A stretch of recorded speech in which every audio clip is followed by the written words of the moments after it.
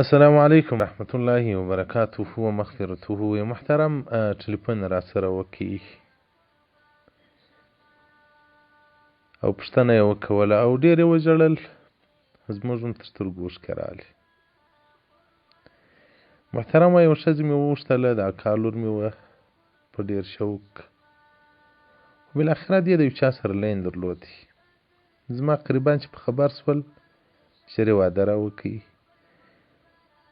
خو د واده په ورځ یا په شپه باندې هغه نفر چې زما د ښځې سره یې لین درلودی، یاري یې درلوده، هغه زنګ راته ووهه چې ستا ښځه مې څه کړې د پلانکۍ د داسې دی.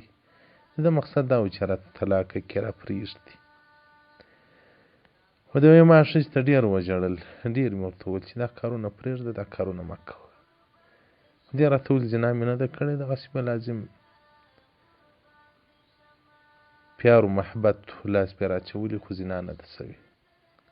خو بالاخره دی وایي زه مسافر یم، دغه ښځه مې په قول نه کوي او د هغه چا کره ځي چې له هغه کوره څخه دې دا بدبویي لاسته راوړې ده. د هغه نجلۍ سره ناسته ولاړه کوي چې نجلۍ دې ته ویلي و چې ځه وتښتېږه. او محترمه، هغه خوندې چې د ژوند ملګری پیدا کړي، دې ته یو عظیم مسؤلیت راجع سو، یو عظیم مسؤلیت راجع سو. رسول الله صلی الله علیه و آله و صحبه وسلم ته یو صحابیه راغله.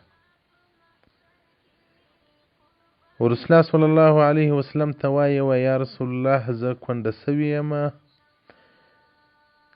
میړه ته مې سودا ده، د میړه حق راوښیه.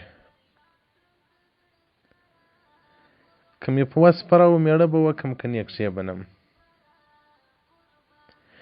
رسول الله صلی الله علیه و آله و صحبه وسلم ورته وایي د میړه حق دا دی پر ښځه باندې، که دا پر ډوډۍ باندې ناسته وه، میړه ورته وویل راځه جمعه راسره وکړه، دا به منع نه کوي. رسول الله صلی الله علیه وسلم ورته وویل د میړه حق پر ښځه دا دی چې نفلي روژه به نه نیسي، بلکې د میړه په اجازه به یې نیسي. که روژه ونیوله، لوږه او تنده به پر ځان تېره کړي، خو لیکن د روژې ثواب یې نشته. او رسول الله صلی الله علیه وسلم وایي دغه ښځه به د خاوند بې اجازې له کوره نه وځي، که ووتله الله جل جلاله لعنت ورباندې وایي، ملایکې د اسمان لعنت ورباندې وایي، ملایکې د رحمت لعنت ورباندې وایي، ملایکې د عذاب لعنت ورباندې وایي، تر هغه وخت چې دا بېرته خپل کور ته راسي. دغه صحابیه رسول الله صلی الله علیه وسلم ته وایي یا رسول الله، همیشه میړه نه کوم. او دغه رنګ رسول الله صلی الله علیه و آله و صحبه وسلم څخه روایت عبدالله بن عمر رضی الله عنه وایي الله جل جلاله هغه ښځې ته په نظر د رحمت نه ګوري په ورځ د قیامت چې هغه د خپل خاوند اطاعت نه کوي، د خپل خاوند شکر نه ادا کوي. نو په ورځ د قیامت چې الله جل جلاله پر انسان باندې د رحمت په نظر نه وګوري، هغه انسان دوزخي دی، دوزخ ته به ځي. او دغه رنګ ابو هريره رضی الله تعالی عنه فرمایي چې رسول الله صلی الله علیه وسلم وایي که یو سړي خپلې ښځې ته ویل چې راسه راسره پرېوځه، جمعه راسره وکړه، دې منع وکوله او خاوند ناراضه پرېوتی، پر دغه ښځه باندې د الله جل جلاله غضب او قهر و لعنت دی تر څو چې سحر کېږي. او رسول الله صلی الله علیه و آله و صحبه وسلم څخه روایت دی، جابر بن عبدالله رضی الله تعالی عنهما روایت کړی دی، د درو نفرونه لمونځ قبلیږي او نه عبادت اسمانو ته پورته کېږي. په هغو کې یوه هغه ښځه ده چې خاوند ځینې ناراضه وي، تر هغه وخته پورې عبادت نه قبلیږي چې خاوند ځینې راضي نشي. او دغه رنګ عبدالله بن عمر رضی الله عنه وایي د دوه خلکو لمونځ تر سر نه پورته کېږي، یعنې نه قبلیږي. یوه هغه ښځه ده چې د میړه سره سرزوري کوي، د میړه سره سرزوري کوي. او هغه ښځه چې خاوند لري او دا ګنډه بل چاته خلاصه کړي، پر هغه ښځې باندې د دوزخ اور حرام دی. د دوزخ اور نه د جنت بوی حرام دی. هغه ښځه چې میړه لري او دا ګنډه بل چاته خلاص کیندي چې نه وکړي، بل چاته ځان ورزندي کړي، پر دغه ښځې باندې د جنت بوی حرام دی. دا اهل د دوزخ جوړه سوله، دغه ښځه دوزخي ده.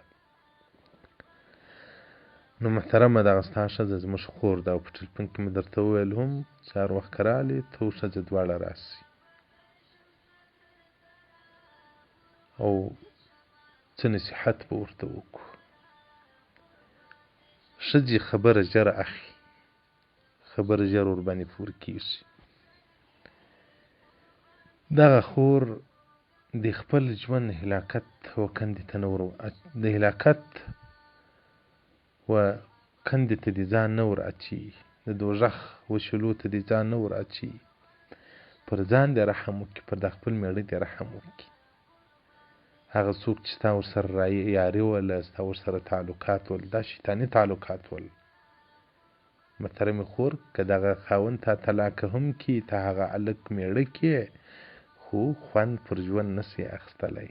دا یو شیطاني خوند دی چې ستا او د هغه په مابینځ کې دی. الله خپل میړه در کړی دی، بیا داسې ښه میړه در کړی دی چې هغه درته ژاړي، نصیحت درته کوي، دین ته دې رابولي او ته بیا د ده اطاعت نه کوې، د ده په قول نه کوې.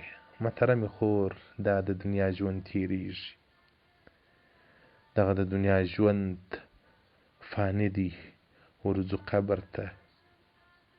ستا چې میړه دی ورباندې صبر وکړه، ورباندې قناعت وکړه. الله جل جلاله به په جنت کې عظیمې عظیمې بدلې درکړي. او زنا څخه مخ را وګرځوه، د دا نورو بدو کارو څخه مخ را وګرځوه، اطاعت خاوند وکړه. هغه ښځه چې خاوند یې له کوره ووځي، دا خپل فرج هم محفوظ وساتي او د کور خیال هم محفوظ وساتي، 5 وخته لمونځ کوي. رسول الله صلی الله علیه وسلم د دغه بیبي په حق کې د جنت بشارت او زیری ورکړی دی.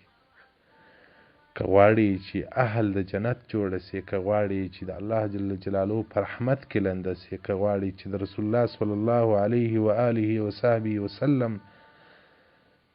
په امتیانو کې راپورته سي، جنت ته ولاړه سي، نو 5 وخته لمونځ کوه، د خاوند اطاعت کوه، دا پالتو سوچونه، پالتو کارونه دغه پرېږده. محترمه، دا ټول شیطاني لومې دي، شیطاني خواهشات دي، شیطاني کارونه دي، دنیا او آخرت خرابوي.